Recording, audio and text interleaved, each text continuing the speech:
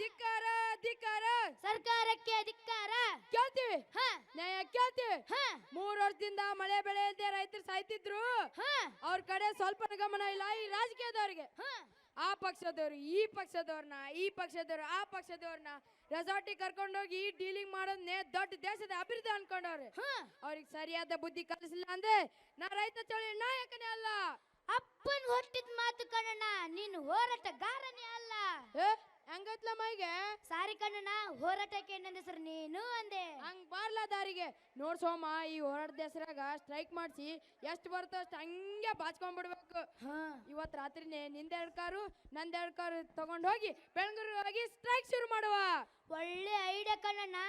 ಹಂಗಂತ ರೈತರನ್ನೆಲ್ಲ ಕಾರ್ನಾಗ ಹಬ್ಸ್ಕೊಂಡ್ಬಿಡ್ಬೇಡ ಕಣ್ಲ. ಯಾಕೆ ಅವರು ಬರೋದು ಬೇಡವಾ? ಬರ್ಬೇಕು ಕಣ್ಲ. ಅವ್ರಿಗಂತ ತಾನೇ ನಾನು ಉಸ್ತುವಾರಿ ಸಚಿವರಿಗೆ ಫೋನ್ ಮಾಡಿ 100-300 ಪುಕ್ಷಟೆ ಟ್ರೈನ್ ಟಿಕೆಟ್ ಮುಕ್ತ ಮಾಡ್ಸೀನಿ. ಒಬ್ರೊಬ್ರ ತಾನು 500 ರೂಪಾಯಿ ವಸೂಲಿ ಮಾಡ್ತೀನಿ. ಒಳ್ಳೆ ಐಡಿಯಾ ಕಣಣ್ಣ.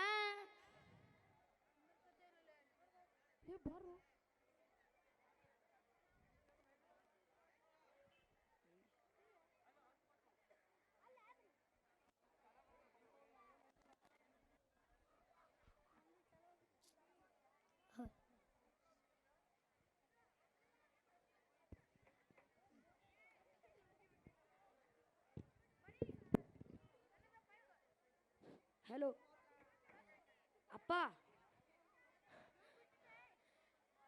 ಅಪ್ಪ ಅದೇನೋ ರೈತರ ಪರವಾಗಿ ಸಹಾಯ ಮಾಡ್ತೀನಂತಿದ್ದೀರಿ. ನಿಮಗೆ ಪುಣ್ಯ ಬರಲಿ. ಮಳೆ ಬೆಳೆ ಬರದೆ ರೊಟ್ಟಿ ಮಾಡೋಕ್ಕೆ ಹಿಟ್ಟಿಲ್ಲ. ಮನೆಯಲ್ಲಿ ಹೆಂಡತಿ ಮಕ್ಕಳು ಹರ್ಸ್ಕೊಂಡು ಸಾಯ್ತವ್ರೆ. ನೋಡ್ ಮಲ್ಲಣ್ಣ, ನಿಮ್ಮಂಥವ್ರು ನೋನ ಹೋಗ್ಲಾಡ್ಸಿ ನಿಮ್ಮ ಜೀವನದಾಗ ಬೆಳಕು ತರ್ಬೇಕಂತಾನೆ ನಾವು ಹೋರಾಟ ಮಾಡ್ತಿರೋದು. ಇವತ್ತು ರಾತ್ರಿನೇ ನಮ್ ಕೂಡ ಟ್ರೈನಿಗೆ ಬಾ. 2 ದಿನ ಉಪವಾಸ ಕುಂತ್ರೆ ಸರ್ಕಾರದಿಂದ ಪರಿಹಾರ ತಾನಾಗೇ ಬರ್ತದ. ಹೌದಾ? ಹಾಗಾದ್ರೆ ನಾನು ನಿಮ್ ಕೂಡ ಬೆಂಗಳೂರಿಗೆ ಬರಬಹುದಾ? ಓ ಬರಬಹುದು ಬರಬಹುದು. ಬರ್ಬೇಕಾದ್ರೆ ನಮಗಲ್ಲ, ಟ್ರೈನ್ ಟಿಕೆಟ್ಗೆ 500 ರೂಪಾಯಿನಾ? ಹೊಟ್ಟೆಗೆ ಹಿಟ್ಟಿಲ್ಲ ಅಂಥದ್ರಲ್ಲಿ ನನ್ನಂತ ಪರದೇಶಿಗೆ ಎಲ್ಲಿಂದ ಬರಬೇಕು ಅಷ್ಟೊಂದು ದುಡ್ಡು? ನೋಡ್ ಮಲ್ಲಣ್ಣ, ನಾವು ಹೇಳಿದಕ್ಕೆ ಕೇಳ್ಕೊಂಡು ಬರೋಣ ಮಾತ್ರ ಕರ್ಕೊಂಡು ಹೋಗ್ತೀವಿ. ಹೊರಡೋಕೆ ಕಾರ್ ವ್ಯವಸ್ಥೆ ಮಾಡು. ಹಲೋ ಹಲೋ ಅಪ್ಪ, ನಾನಿನ್ನ ಊರಲ್ಲಿರಲ್ಲ. ಬಿಡಪ್ಪ, ನಿಂತ್ಕೊಳ್ಳೋ. ಬಿಡಪ್ಪ, ನಾನು ಹೋಗ್ತೀನಿ. ನಿಂತ್ಕೊಳ್ಳೋ, ನನ್ನ ಮಾತು ಕೇಳೋ. ನಿಂತ್ಕೊಳ್ಳೋ ನಿಂತ್ಕೊಳ್ಳೋ. ಬೇಡ ಬೇಡ ಅಂದ್ರು ನನಗೆ ಹಠ ಬಿದ್ದು ಇಂಜಿನಿಯರ್ ಓದಿಸಿದ್ರಿ. ಆದ್ರೆ ಈಗ ನೋಡಿ, ನನ್ನ ಎಜುಕೇಶನ್ಗೆ ತಕ್ಕ ಹಾಗೆ ಹೈಟೆಕ್ ಜಾಬ್ ಸಿಗ್ತಾ ಇಲ್ಲ.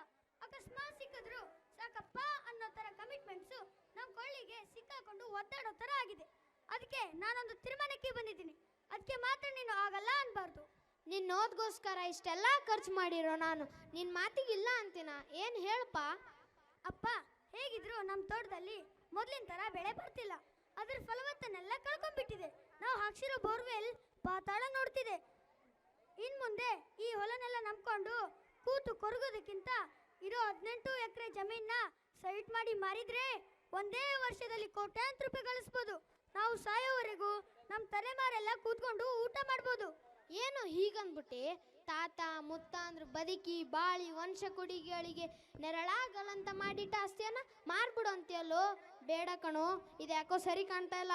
ಬೇಡ ಅಪ್ಪ, ಇದೆಲ್ಲ ಹಿರಿಯರು ಮಾಡಿ ಸೊತ್ತೆ ನಿಜ. ಹಾಗಂತ ಅಪ್ಪ ಹಾಕಿದ ಆಲದ ಮರ ಅಂತ ಕೈ ಕಟ್ಕೊಂಡು ಕೂರೋದ್ರ ಬದಲು ಕಾಲಕ್ಕೆ ತಕ್ಕ ಹಾಗೆ ಬದಲಾಗೋ ಜಾಣತನ ಇರಬೇಕು. ಸರಿ, ಈಗ ನಾನು ಏನ್ ಮಾಡು ಅಂತ್ಯಾ? ಅಪ್ಪ, ಹೇಗಿದ್ರು ನಮ್ಮ ಜಮೀನು ಹೈವೇ ಹತ್ರನೇ ಇದೆ.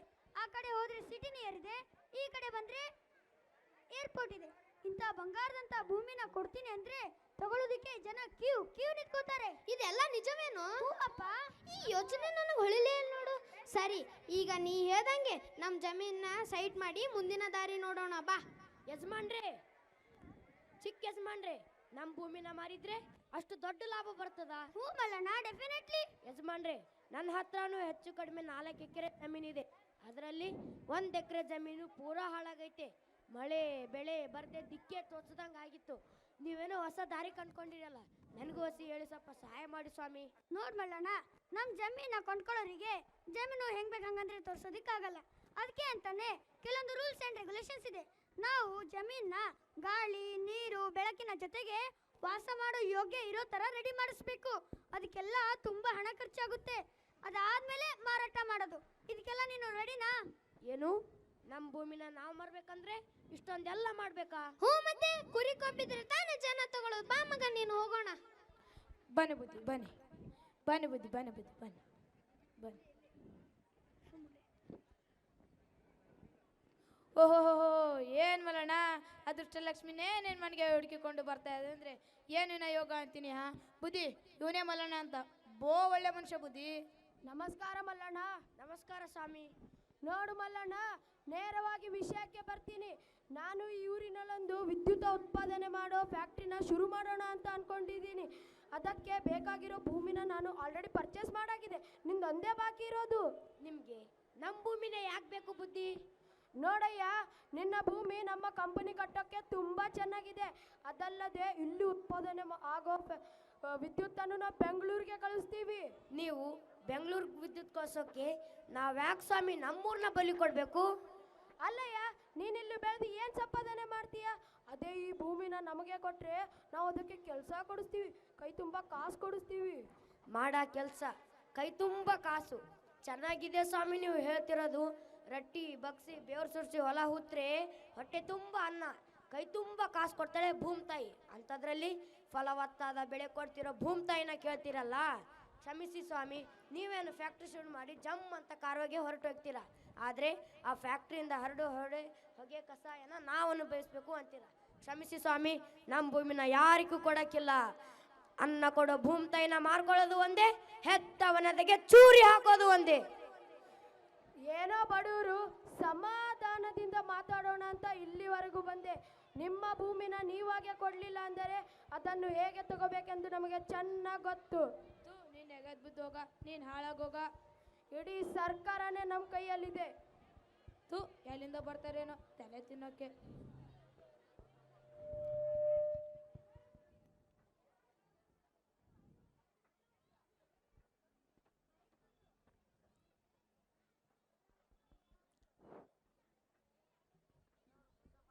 ತಾಯಿ, ನಾ ಬದುಕಿದ್ದಾಗ ನಿನ್ನ ಬೇರೆಯವ್ರ ಪಾಲ್ ಮಾಡೋಕ್ಕೆ ನನಗೆ ಇಷ್ಟ ಇಲ್ಲ. ನನಗೆ ಬದುಕಲು ಪ್ರಾಣ ಇಲ್ಲ. ನಾ ಹೆಂಗ್ ನಿನ್ನ ಉಳಿಸಲಿ ಅಮ್ಮ? ನಿಲ್ಲು, ಸಾಯಬೇಕಾಗಿರುವುದು ನೀನಲ್ಲ. ಯಾರ್ ತಾಯಿ ನೀನು? ಯಾರು? ನಾನು ಭೂಮಿ ತಾಯಿ. ತಾಯಿ, ಏಳು ಕಂದ, ಮೇಲೇಳು, ಅಳಬೇಡ. ನಿನ್ನನ್ನು ಹೀಗೆ ಅನಾಥಾಶ ಹೋಗೋಕ್ ಬಿಟ್ರೆ ಕಾಲ ಪರ್ಯಂತ ಬ್ರಹ್ಮಾಂಡವನ್ನೇ ಸಾಕಿಸಲು ಇರುವ ನನಗೆ ಗೌರವವಾದರೂ ಎಲ್ಲಿಂದ ಸಿಗುತ್ತದೆ? ಸಾಯಬೇಕಾಗಿರುವುದು ನೀನಲ್ಲ, ಈ ಕೊಳಕಾಗಿರೋ ರಾಜಕೀಯ ವ್ಯವಸ್ಥೆ, ಲಾಭಕೋರ ಕಂಪನಿಗಳು, ಅಂಧಕಾರವನ್ನೇ ಬೆಳಕು ಅನ್ಕೊಂಡಿರೋ ಈ ಸಮಾಜ. ಚುನಾವಣೆ ಹತ್ರ ಬರ್ತಿದ್ದಾಗೆ ನೂರಾರು ಭರವಸೆ ಕೊಟ್ಟು ಓಟ್ ಹಾಕ್ಸ್ಕೊಂಡು ಕಣ್ಮರೆ ಆಗೋ ರಾಜಕೀಯ ನಾಯಕರ ಮುಂದೆ ಒಬ್ಬ ರೈತ ಬಂದು ತನ್ನ ದುಃಖ ಹೇಳ್ಕೊಂಡ್ರೆ ಇದ್ರೂ ಇಲ್ಲದೆ ಇರೋ ರೀತಿ ಜಾರ್ಕೊಳ್ತೀರಿ. ಕಾಯಕ ಯೋಗಿ, ಶ್ರಮಜೀವಿ, ದೇಶದ ಬೆನ್ನೆಲುಬು ಎಂದೆಲ್ಲ ಕೂಗಿ ಕೂಗಿ ಹೇಳ್ತೀರಿ. ಆದರೆ ಅವನನ್ನೇ ತುಳಿದು ಕೋಟಿ ಕೋಟಿ ದುಡ್ಡು ಸಂಪಾದನೆ ಮಾಡ್ತೀರಿ. ನಮ್ಮ ದೇಶಕ್ಕೆ ಸ್ವತಂತ್ರ ಬಂದು ಇಷ್ಟು ವರ್ಷ ಆದರೂ ನನ್ನ ಹೆಮ್ಮೆಯ ಮಗನಾದ ಗಾಂಧೀಜಿ ಅವರ ಗ್ರಾಮ ಸ್ವರಾಜ್ಯ ಬರೀ ಫೋಟೋ ತೆಗೆಸ್ಕೊಂಡು ಟಿವಿಲಿ ಮುಖ ತೋರಿಸ್ಕೊಂಡು ಪ್ರಚಾರ ಮಾಡೋದ್ರಲ್ಲೇ ಕಾಲ ಕಳೀತಿದ್ದೀರಾ.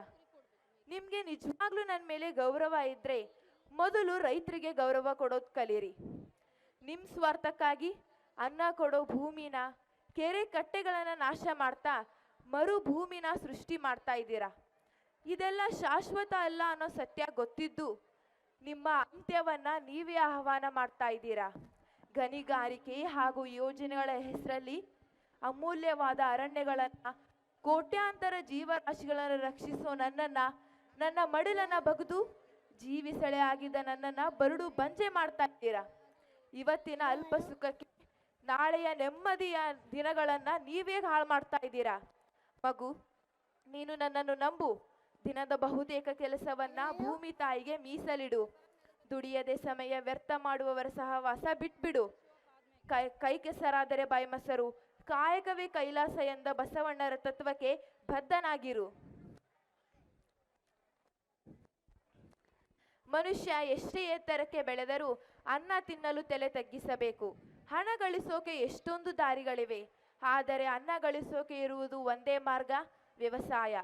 ನಮ್ಮೆಲ್ಲರಿಗೂ ತುತ್ತು ಕೊಟ್ಟು ಪೋಷಿಸುವ ಸಾಹುಕಾರ ರೈತ. ಬೆಳೆಗಳಿಗೆ ಜನ್ಮ ನೀಡುವ ಜನ್ಮದಾತ. ರೈತರಿದ್ದರೇನೆ ಬೆಳಕು, ರೈತರಿದ್ದರೇನೆ ನಮಗೆ ಬದುಕು. ಜೈ ಕಿಸಾನ್, ಜೈ ಜವಾನ್, ಜೈ ಕಿಸಾನ್, ಜೈ ಜವಾನ್, ಜೈ ಕಿಸಾನ್. ಧನ್ಯವಾದಗಳು.